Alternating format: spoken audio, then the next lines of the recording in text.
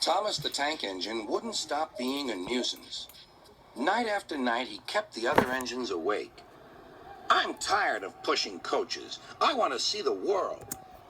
The other engines didn't take much notice, for Thomas was a little engine with a long tongue.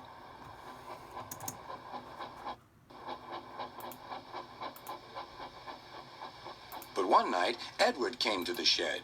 He was a kind little engine and felt sorry for Thomas. "I've got some freight cars to take home tomorrow. If you take them instead of me, I'll push coaches in the yard." "Thank you," said Thomas. "That will be nice." Next morning, Edward and Thomas asked their drivers, and when they said yes, Thomas ran off happily to find freight cars.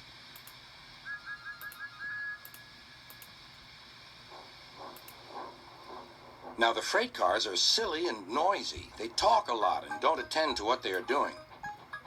And I'm sorry to say they played tricks on an engine who is not used to them.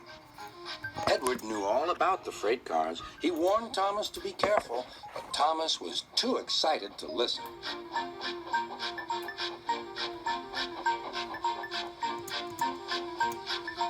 The shunter fastened the coupling, and when the signal dropped, Thomas was ready. The conductor blew his whistle. "Beep, beep," answered Thomas, and started off. But the freight cars weren't ready. "Oh, oh," they screamed. "Wait, Thomas, wait." But Thomas wouldn't wait. Come on, he puffed. "All right, don't fuss. All right, don't fuss," grumbled the cars.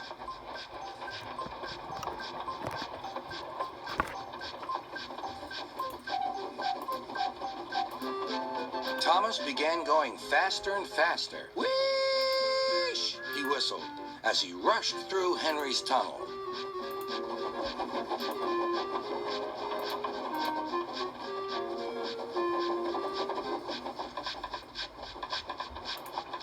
"Hurry, hurry," called Thomas. He was feeling very proud of himself. But the cars grew crosser and crosser. At last, Thomas slowed down as he came to Gordon's Hill.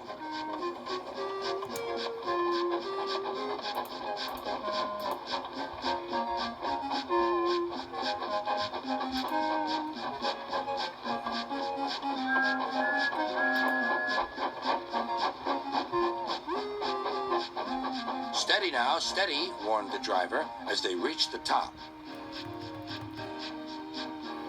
He began to put on the brakes. We're stopping," called Thomas. "No, no, no," answered the cars, bumping into each other. Go on, go on." Before the driver could stop them, they had pushed Thomas down the hill and were rattling and laughing behind him. Poor Thomas tried hard to stop them from making him go too fast. Stop pushing, he hissed. But the cars took no notice. Go on, they giggled in their silly way. "There's the station. Oh dear, what shall I do?" cried Thomas. They rattled straight through and swerved into the goods yard. Thomas shut his eyes. "I must stop." When he opened his eyes, he saw he had stopped just in front of the buffers. There, watching him, was Sir Topham Hatt. "What are you doing here, Thomas?" he asked. "I've brought Edward's freight cars," Thomas answered. "Why did you come so fast?" "I didn't mean to. I was pushed," said Thomas. "You've got a lot to learn about freight cars, Thomas. After pushing them about here for a few weeks, you'll know almost as much about them as Edward. Then you'll be a really useful engine."